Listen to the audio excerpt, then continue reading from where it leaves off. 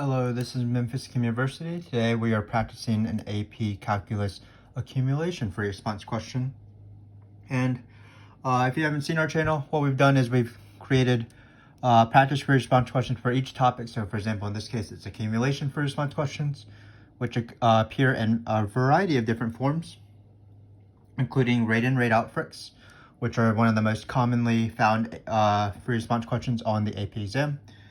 And we slowly go from difficulty 1 through 10, where in each one we'll explore maybe a different variant or something like that. So in this case, we're on difficulty number 3. And difficulty number 3 is going to be similar to difficulty number 2. If you watched that video, we do appreciate your support. So difficulty number 3, you'll see some of the same questions as that difficulty number 2 video, but you'll see some sort of variance even in a typical rate in, rate out FRQ. So let's get started. So it looks like our givens are going to be similar to normal. We have Castle. So Castle is one of my dear friends. She's a former student. She explained some of the videos that are on our channel. Check those out because she's probably better than me, and I get paid to do this and she does not. So basically she likes to build sand castles at this beach. She's already built 100 sand castles. And then we have a typical rate in. So this is how fast she can build sand castles. And then the tide takes away the sand castles, so that's how fast, that's the rate out. The rate out of these sand castles, basically. So same givens as normal, a rate in, a rate out, and a given amount. And hopefully you know that the given amount is used for Fundamental Theorem of Calculus when we want to find the amounts at other times that are not 0. So let's get going, because again, some of these questions will be somewhat repetitive of rate in, rate out FRQs because they do appear to mimic each other on the real AP exam. So in this question, what we're trying to do is see if the number of sandcastles at this beach as Castle builds these sandcastles is increasing at t equals 2. So if you saw our first video, what we did is we located the amount formula because the amount formula is so relevant for the free response questions. Then we decided, well, we want to take a derivative of that, because we want to see whether the amount is increasing or decreasing. So we want to see where a prime is positive or negative, because anytime you want to see if a function is increasing, you find that function, take its derivative, plug in the number, see if it's positive or negative. But we can sort of skip the steps because it so happens to be that the amount of the derivative of the amount, which is the rate of change of the amount, is just rate in minus rate out. How many sandcastles Castle is able to build minus how many are being removed by the tide. So it's just going to be C of t minus O of t. So one of the questions that you should be asking yourself in every single one of these is, should I take an integral? Should I plug in the number? Or should I take a derivative? In this case, while we are finding a derivative because we're finding the rate of change of the number of sandcastles that are on the beach, we are just going to plug into the original givens. So all we're going to do is we're going to plug in 2 into this function and this function right here. Of course, we're not actually going to plug it in because we have a calculator. If you want to see a free response question where you do start plugging in stuff, I believe that will be difficulty number 5 in our video series. But for now, I'm going to pull out my calculator here. His name is Freddie. I'm going to clear some stuff, and now I'm going to plug in 2 into this formula right here. Let's just be careful. Anytime I'm typing in a calculator, there's like an 85% chance I'm going to mess up, so I'm trying to be as careful as possible. So it looks like it's the ln of x squared. Oh, we're going to plug in 2, so I'm going to replace the t with 2. So it'll be 2 squared. 2 squared plus 3 times 2. I don't even trust myself doing that math. Let Freddie do all the work. Divided by 9. Looks like we are going to get 16.981. We also had to plug in O and 2 into the out function, which in this case is written as O. So it's going to be 3 times 2 cubed minus 2 squared plus 2 times 2 minus 1. Obviously, you can type this in sort of in the same at the same time, but in this case, I don't want to do that because I might mess up parentheses. So if you do type in 2 into at the same time, just plug in 2 into this, minus plug in 2 into this. Just be careful and wrap this out function in parentheses.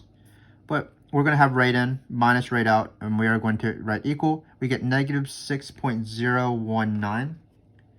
So it's negative 6.019.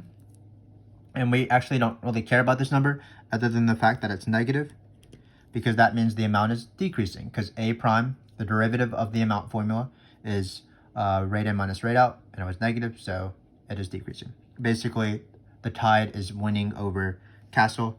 The tide is removing more sandcastles as castle is building them. So in this case, the number is decreasing. So number is decreasing. A very typical part A question on a rate in, rate out FRQ. Not too bad, of course. You didn't even need to take a derivative or an angle. You just plugged in a number with a calculator. So on an AP exam, it probably is worth 2 points at max, probably. So a little bit harder question that we didn't cover in difficulty number 2 is find the average rate that castle builds sandcastles from this time period, 0 to 2. So average rate is one of the trickier questions that people have trouble with, especially in this context. So let me remind you of formulas for average rate. So this is just going to be a reminder, and then we'll do the actual question in this box. So the average rate of f over an interval AB, there's actually 2 formulas that you can use that are equivalent. So probably like 90% of times, average rate of f is just the slope of f, the algebra slope of f. So any rate of f is the slope. Usually you're dealing with the instantaneous rate, which is the derivative. But if you're doing it over a time period, it's average rate. So that's algebra slope. So again, if you're finding a rate, if it's at a time, that means that it's the instantaneous rate, which is a derivative. If it's average rate over a time period, it's going to be algebra slope instead. So it's either calculus slope or algebra slope. But there's another formula using the formula for average value of anything. So this is going to be the average value of the rate of f. So the average value of the rate of f, or the same thing is to say the average value of f prime. That's this formula right here. 1 over b minus a, the integral of a to b of f prime of x dx. And notice these formulas are actually the same, because when you take the integral of f prime using the fundamental theorem of calculus, it will just be f of x. Then you'll plug in the upper limit and the lower limit and subtract. So it will be f of b minus f of a divided by b minus a. So both of these formulas are the same. But the thing you want to think about is, which formula should I use? So it's all based off the givens. So if you're finding the average rate of f, if you are given the rate, you should be using this formula, the integral. If you're given f itself, you should be using the algebra slope formula. And that's how it's done.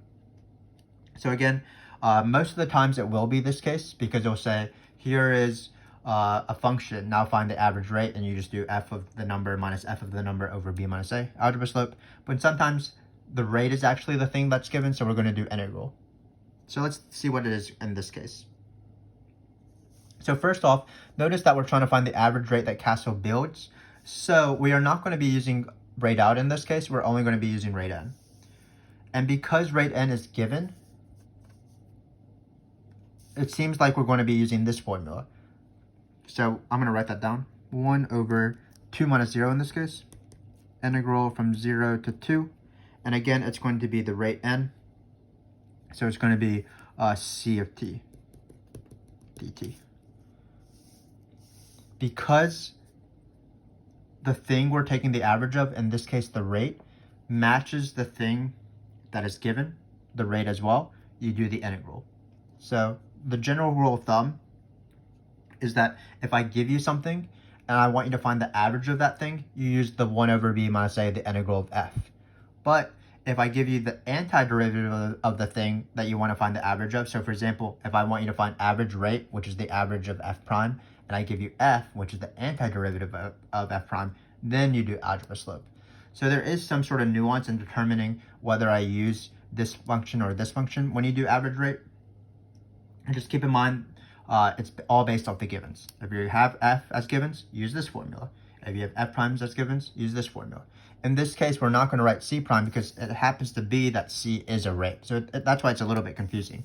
But c is a rate. We're trying to find the average rate. So we have to do this integral because it matches the thing that is given. So once you've decided that, obviously this question is not too bad because again, we're not going to type anything. Well, we're not actually going to do anything by hand. We're just going to type everything into a calculator. So I'm going to go to this function right here. We're going to go from 0 to 2. So math. Scroll down past the algebra stuff, hit the integral button, 0 to 2. You can choose any variables you want as long as you are consistent. So it's going to be 50 divided by, looks like it's going to be ln of t squared. So I'm going to use x squared instead, plus 3x plus 9. I still don't know how to use these calculators. So let's go outside the power, 3x plus 9. Close those parentheses. Looks like we're good to go. And then we're going to hit dx. And actually, this is not the answer because remember we have to do 1/2. So we do have to do 1/2 times the integral from 0 to 2 of c of t. So we do have to divide this number by 2. You could put the 1/2 in the front of the integral if you want to save some time. So it's 624, sorry. So again, just be careful when you're doing average rate, especially deciding between these two things. 80% of the time it will be this, but this is one of those exception sort of things. They also want us to use correct units, but correct units isn't too bad. Average rate is still a rate. So the rate is in sandcastles per day, so it's going to be sandcastles per day.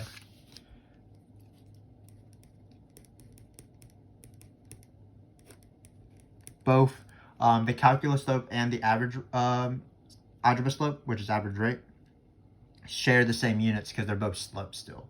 So it's something over a time period. And also the average formula, whenever you're doing the average, the units match of whatever it is. So if you're doing average temperature, well, the units are going to be degrees because it's still a temperature. So hopefully your units do cause a little bit of trouble, but if you just slow down a little bit and think about it, you should be fine. Let's do a more common question. So this is the more common question. It is going to be absolute max or min, which occurs, I believe, in most rate in, rate out FRQs that I've ever seen. So we're going to go slowly, but we did do this in difficulty number 2 video. So let's just get going. The first thing you do on any absolute max or min question is you want to locate what you're trying to find the absolute max or min of. And in this case, it's the number of sandcastles. So it's going to be the famous amount formula that comes from the Fundamental Theorem of Calculus. So what I do is I set it up always in the same way. I look for the initial amount, which is 100 at time t equals 0. Sometimes it's not t equals 0, but usually it is t equals 0. It doesn't really matter. So what we do is we write a of 0 here, or a of the given time, which is going to be 100, plus t equals 0 on the bottom. And then we're going to put t here, and then we're going to write c of x minus o of x. So this is the Fundamental Theorem of Calculus. The format is always the same. So imagine if it was a little bit trickier and they said at time is t equals 1, she's built 100 sandcastles. Well, then we would put 1 on the bottom here and then put 100 here. Keep in mind that we have a t in the top and not a t over here, because when we plug in numbers, forgot my dx, but when we plug in numbers in the later step, we are only going to plug it into the top.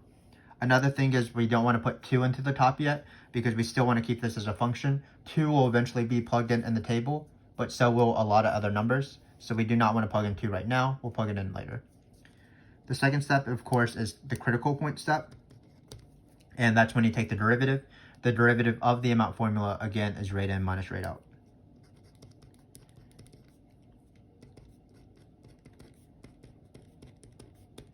So in this free response question, we didn't have any amount over a time period. Remember how that changes is you either do the amount of either rate in or the amount of rate out, and you don't add the initial because the initial doesn't affect over the amount over a time period or the net change of something over a time period. We had examples of that in difficulty number 2, I believe. But for now, what we need to do is we need to find these zeros. And the best way to do it, in my opinion, is always to graph it. So what we're going to try to do is we are going to try to graph these guys as carefully as possible, this minus this, and just see where the zeros are. So I'm going to do that. Y equals, clear everything that was already there. Let's be careful because I'm terrible with the calculator. ln of x squared plus 3x plus 9. I'm terrible with the calculator. Let's start over. 50 divided by ln of x squared plus 3x plus 9. Then I'm going to scroll down. Oh, actually, I'm not doing that. Where's this? So I'm going to write rate in. That was rate in minus rate out. So I'm going to put rate out in parentheses because I'm going to be very careful with rate out. So it's 3x cubed minus x squared. It's right here. Plus 2x minus 1. It's a given. Still failing. I need to actually look at the screen as I'm typing it, but I don't do that.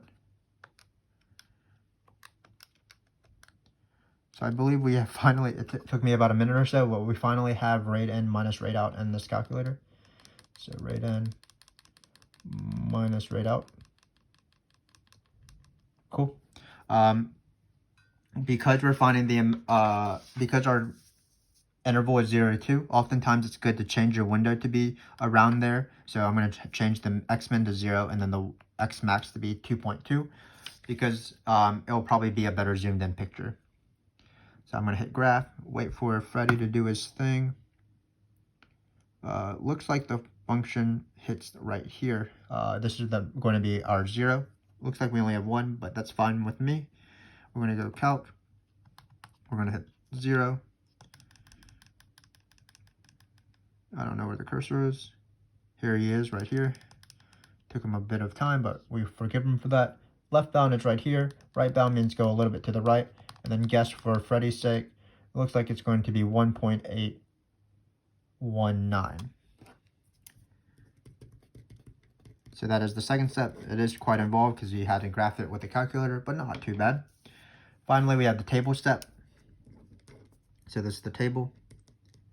What you do is you plug in this critical point and the endpoints. So 0, 1.819, and 2.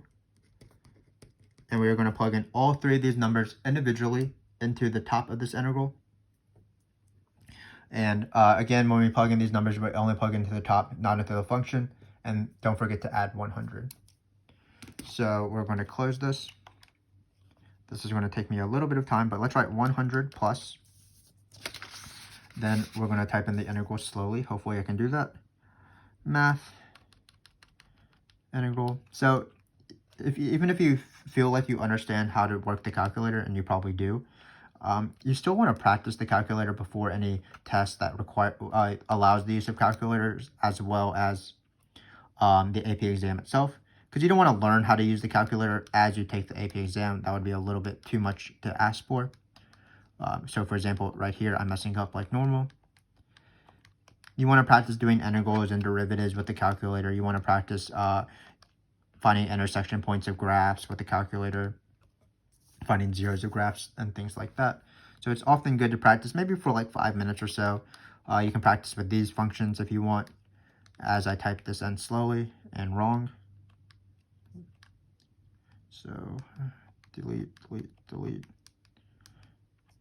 I'm not good enough to speak and talk at the same time, or type in at the same time. So I just want to delete this. I want to delete this. Just let me delete everything. 3x cubed minus x squared. Hopefully I don't make the same mistake. Plus 2x minus 1. So it looks like we finally typed everything. Maybe we need one more parenthesis to finish rate out. So obviously when you plug in 0, we actually don't need to do it, because anytime when you have a number to itself, there's no area under the curve, so it's going to be 0. And of course, the initial amount was 0 from the very beginning, or 100 from the very beginning. So in this case, we have 100. But it was not wasted effort, because when we go to this integral and we want to plug in these other 2 numbers, all we're going to have to do is change the top. Remember that you never plug into all these x's inside the integral, which is good because that would be a hassle. So I'm going to scroll over and then change this number 0 to 2. See what the calculator gives me. It looks like it's 127.915 at 2. So, Castle is building quite a few sandcastles today. And then finally, we are going to change this top number to 1.819 now. I don't know if there's a way to scroll to the front of something, but perhaps I should learn that. 1.819. and we get 128. So it's a slightly bigger number, but that is the number we care about. So we are ready for the answer. So at we want to find the minimum actually. So the minimum actually was the given. The maximum would have been this number right here.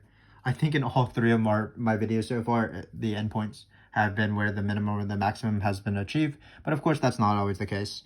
It could be at one of these relative min or max. So the number of sandcastles. I'm just writing a sentence just to conclude what I did. Report my findings. So the number of sandcastles is minimum at t is equal to 0, and that's 100 sandcastles. So this is a poorly written question because it does say round your answer to the nearest whole number, but of course 100 is already rounded. If we were doing max though, and we had 198.447, remember that you would have to write your answer as 128 because it does say round. Don't forget to round if it asks for it. Don't forget to put units if it asks for it. But hopefully you understand this process. This process does appear basically in every single rate in and rate out FRQ doing absolute max or min.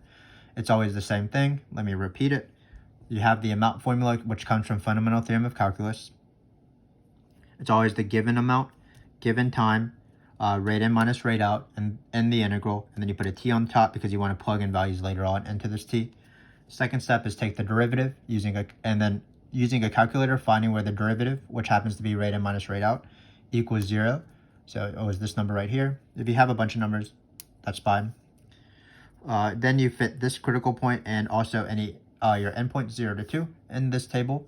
You plug in all three of these numbers individually into this time, slowly, 0 first, this number first, this number. Never plug it into these numbers right here. Don't forget to add the 100. Biggest number is the absolute max, of course. Smallest number is the absolute min. So we have one last question, and then we are good to go. So this question is quite a lengthy question, so let me read it out to you because you might not be able to read my handwriting. I might not be able to read my handwriting, but it says, for time is greater than 2, Castle goes home and stops building sandcastles.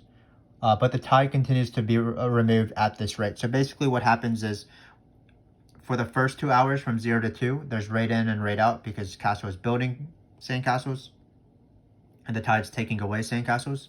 But at time is equal to 2, Castle got tired. So there's no longer a rate in, there's only a rate out. So what we're going to try to do is we are going to try to write out an equation where what the equation will solve is the time where after Castle goes home, how much time does it take, or at what time does it, I can't really talk right now. At what time does the tide remove all the sandcastles that are remaining once Castle goes home? So again, Castle's building sandcastles, the tide's taking away sandcastles. At some point, Castle goes home, she's no longer building sandcastles, so there's no more rate in. And the tide has free liberty, I guess, to remove all the sandcastles that are currently there at time is equal to 2. And we just want to find when that's going to be 0. So this is going to be the answer. Maybe it's best to just write the answer out and then explain why that it is the answer. So this is an amount question, but this is actually different than amount at a time. This is amount over a time period because we want the tide to remove all the sandcastles that Castle built. We don't need to care about the initial amount. And it's always going to be of just rate out because there's no longer rate in. So it is going to be an integral of just rate out. And when is this situation occurring? Well, it occurs starting at t equals 2. It will end at some mysterious number that we don't know. And then how much do we want the tide to remove? We want the tide to remove how many sandcastles were there at the very end of the the end of the time period. So in this case, it's 127. How many castles are there at time is equal to 2? And then we want to remove all of those from 2 to k. So this is going to be 127.915. And this is actually the answer. Again, what this is saying is we want to find the time such that 2 to that time period, the amount of castles that the tide removes is exactly equal to the amount of castles that were there at time is equal to 2. So hopefully that makes sense. More important is, again, this is the amount over a time period.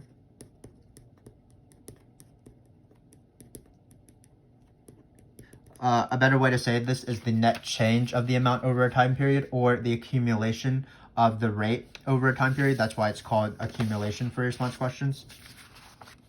And remember, it's slightly different than sort of the amount formula at a time, finding the amount at a time. It's usually just the integral of one of the rate in or the rate out. So it's usually just the integral of rate in or rate out. In this case, it was C of t and O of t.